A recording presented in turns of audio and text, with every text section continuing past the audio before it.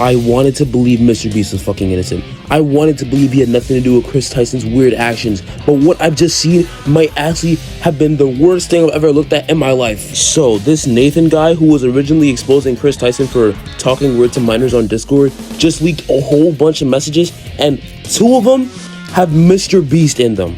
There is also some more Kris stuff going on. So we're gonna cover that in today's video, because oh my god, bro, why can't people be normal this year? So before we get to Jimmy stuff, right, we gotta talk about Kris Tyson first. So apparently Kris Tyson was accused of sexual assault. Hey yo, what the fuck? Chat, bear with me, all right? This is gonna be like a long amount of thread reading.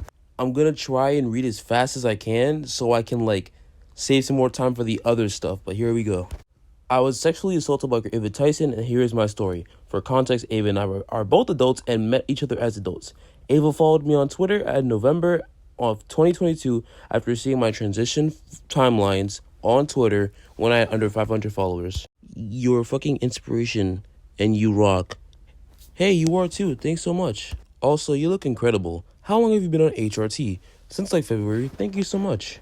We started messaging each other every day through Twitter. She confided in me that she thought the results from HRT were amazing and that she was planning on getting HRT soon to transition herself. As someone who follows online culture, content, and streaming, I was overwhelmed by emotions being trusted with this secret and information that I knew would be huge news. As a transgender woman who publicly transitioned a month earlier, I genuinely could not believe something so amazing had happened in my life after I had been through so much. Also, quick disclaimer, I'm not going to be reading everything in this thread because, you know, I have other things to talk about in the video.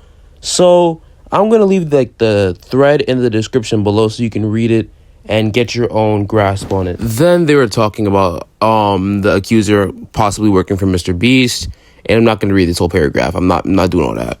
She was the most famous person to ever show me that type of attention, and she immediately started love bombing me and making me feel like the most important person in her life. Within the few weeks of us talking, she told me that she told her therapist about the positive impact I was making on her life, and that she had told her friends about me. She very quickly moved our conversation to Snapchat. While I was under the impression that she was working on getting me in a video, we started having video chats on Discord. Ava asked me to masturbate with her on video call multiple times, and I always felt I had to say yes if I wanted to be a video or get a job. Oh, hell no! On one occasion, she asked me to join a video call and asked me to masturbate even though she knew I wasn't feeling well, which led me to joining her and then puking after a few minutes. You guys don't want to know how many takes it took to read that whole paragraph. Our conversations always leaned in the direction of affectionate and sexual, and she sent me a lot of sexually explicit Snapchats, messages, photos, and videos. Our relationship was very confusing to me, and I didn't really fully realize I was being coerced at the time. She eventually flew me out to her home in Greenville with a one-way ticket where I was still under the impression that she would be getting me in a video with Mr. Beast. The first night at her house, she told me to set up in her bedroom as I would be sleeping in there with her. I thought that this was potentially the beginning of a relationship. When we went to bed together that night, she ended up cuddling and kissing, which led her taking her clothes off and asking for oral sex from me. I went down on her, expecting to engage in sex that would be reciprocated, but when I was done, she made it clear that she did not want to return any sexual favors to me. I was hoping that would not be the case the next time we hooked up, and I believe we would be moving to something more mutual. Over the course of the next week, Ava engaged me sexually and ended up receiving oral pleasure several times, but she never reciprocated any sexual favors in return when I was done. I was too scared to directly ask for anything in return, and she took advantage of that. The day she first posted publicly that she was on HRT was also the first week I was there. After making the post, Jimmy called her later that night while Ava was receiving oral sex from me. She entered the phone and had that conversation with Jimmy while I continued to perform oral on her. I was again now given access to very private information, which made me feel special, something that happened consistently throughout our relationship. After almost a week, I was starting to feel really used and confused about everything. While I was there, I found out through conversation that Ava, myself, and her friend that she did not have the ability to cast anyone in a Mr. Beast video. I eventually asked Ava to buy me a ticket home and flew home the next day. Leaving Ava's house was something incredibly difficult to process emotionally after that week. I remember trying to hold myself together while traveling so I wouldn't break down in public. So what I'm starting to grasp from this is that Ava was using her position as Mr. Beast's friend to talk with other people. Or like, what I'm trying to say is that Ava saw an opportunity to just get head from somebody because she's a popular person and she's friends with Mr. Beast. So she used that to get the girl to talk to her, to get her to give her head, and it kind of makes sense considering that she wasn't like returning any favors. If that wasn't your intention, then why not return any favors? If you was getting head, why not give her head? If she was munching on your carpet, why don't you eat her taco? Like, what's up with it, bro? When I got home, I spent the rest of the night crying uncontrollably without fully understanding what happened to me. Ava and I remained in contact, but she did not show me the same level of attention and affection as she did before I spent a week with her. This was the first time we went through a cycle of her love bombing me, using me, falling for someone else, treating me like I'm annoying, jealous ex, and then coming back when things didn't work out. Shortly after that first week, she went on a work trip to Japan and invited someone else, but things did not turn out the way that she expected. She was upset and flew back early from her trip, and she also offered me a job as her assistant and offered me to move in with her. I quit my job that month and moved in with her on June 16th and began working that day. I was supposed to start with a 2-week trial. During this trial period and my employment, Ava continued to receive oral sex from me multiple times, and I started to feel like I was being coerced. Because I started feeling that way, I decided to try and avoid any physical engagement between Ava and I that could lead to more one-sided sexual acts. I took a short trip to my home state at the end of July and returned on July 28th. When I got back, I continued to do my best to avoid anything physically sexual between Ava and I. On July 29th, we were watching together alone in her living room.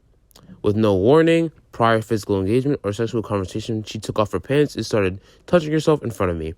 I just moved in with Ava and left my job to come work as her assistant. In no way, shape, or form did I feel like I could say no without somehow risking my job and being asked to leave. She used that against me in order to receive non-consensual oral sex. Okay, so this accuser probably feels that she used that against her, but you don't really know. That's the thing, right? Like, that could be true. I'm not saying that she's a liar, but you don't really know. So it could either be, you could have just either assumed that and it was wrong, or Ava is just a terrible person, which has already been proved, and was actually using that against you. This was the moment that truly broke me for the first time. Nothing was enjoyable. It felt like it would never end, and my entire body just hurt from performing the act. It took me a few days to fully accept what had happened. Unfortunately, I was dealing with all these emotions while on a work trip, traveling the country, and spending most of my time with people I had just met. The trip itself was very isolating as an employee, and there were several times where I just broke down crying.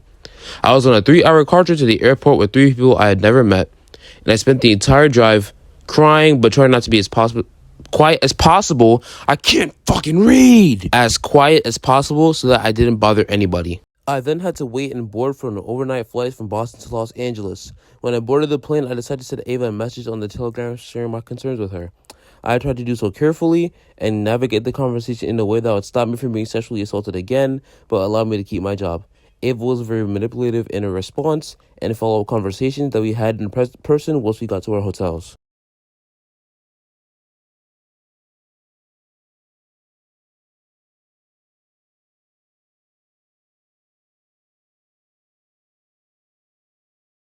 These first few sentences right here, bullshit.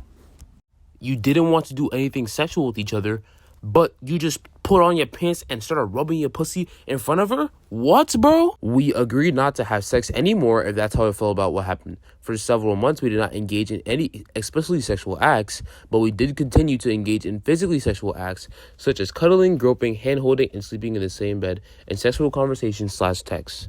Instead of just, doing that, you could have just not done it at all, because if that's how you really felt, if you felt like you were being used, why would you still participate in sexual acts with the person that you felt used by? That doesn't make any sense. See, the further I read into this thread, I was starting to not believe it, because if you didn't want to do anything sexual at all, why are you sexting her? Why are you having sexual conversations? Why are you letting her grab your tits? What's up with it? Okay, I may have been exaggerating. I do somewhat believe the allegation, but it just doesn't make sense as to why you would still participate in sexual acts even though you clearly stated you felt uncomfortable doing them.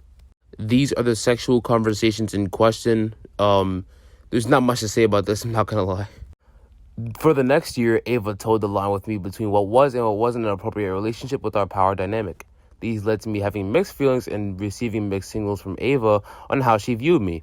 She was able to manipulate me very easily with the power she had over me, which led to the cycle of her love bombing me, using me, falling for someone else, treating me like I'm an annoying jealous ex, and then coming back when things didn't work out with multiple people. He did eventually hook up one more time during a week in December, in which I was super emotional because of my cat of 12 years that I brought with me to North Carolina, I believe, was dying of cancer. Now I want you to zoom in for me, Serge. You see that third message? If that looks familiar, that's because that this was mentioned all the way in like the beginning of the video where I started talking about the allegations. So this was like a repeated cycle in their relationship where she would just love bomb and do all these other things. And that's honestly like just like kind of messed up, man. So this needs some context. So this victim was telling people in the Beast crew that she was sexually assaulted by Kris. And this last text message, I'm going to zoom in here, shows Kris's reaction, saying, "Wow, Jess," and then blocking her. Now, these two are the last messages in this thread. I'll let you guys read this yourselves. And honestly, like, it's just, like, really messed up. This all happened, like, behind the scenes, like, while Kris was transitioning. So you can't even make the argument that Kris changed. No, bro, this was made, like, while she was transitioning. Now that we're done with all that, now we're going to talk about the messages that have been leaked in that Discord. Now, this is Lava talking about Kris's penis when he was a guy. No wonder he was defending him. This is Kris Tyson sending a Shadman link. And if you don't know who Shadman is, he's basically a CP artist. Now, this is what got me mad. Mr. Beast talking about seeing Kris's penis. What, bro? These are minors. Why are you saying this? You can do what you want with this. Like, there's no amount of context that can explain what's going on here. Damn, man, she's only 14. Wait, don't clip that. Don't clip that. They called Kris Tyson the lolly god. I have no words. I just eat the children. Is this nigga serious? I got this new anime plot. Basically, there's this high school girl, except she got huge boobs. I mean, some serious honkers. A real set of badoinkers. Packets and Debon honkaroos. Master Dehoon. What? I can't even pronounce that shit, bro. Like, what was he typing? What was he thinking when typing this? In this screenshot, someone's expressing their concern for having an NSFW channel in a server full of minors. What am I, a parent? Oh! Ew! What the fuck? Just what the fuck? No, get this nigga jailed. Get him jailed. You're banned, sir. Dude, you're so banned! It's not even funny! What the You are gone forever, buddy. You will never, ever return. Never!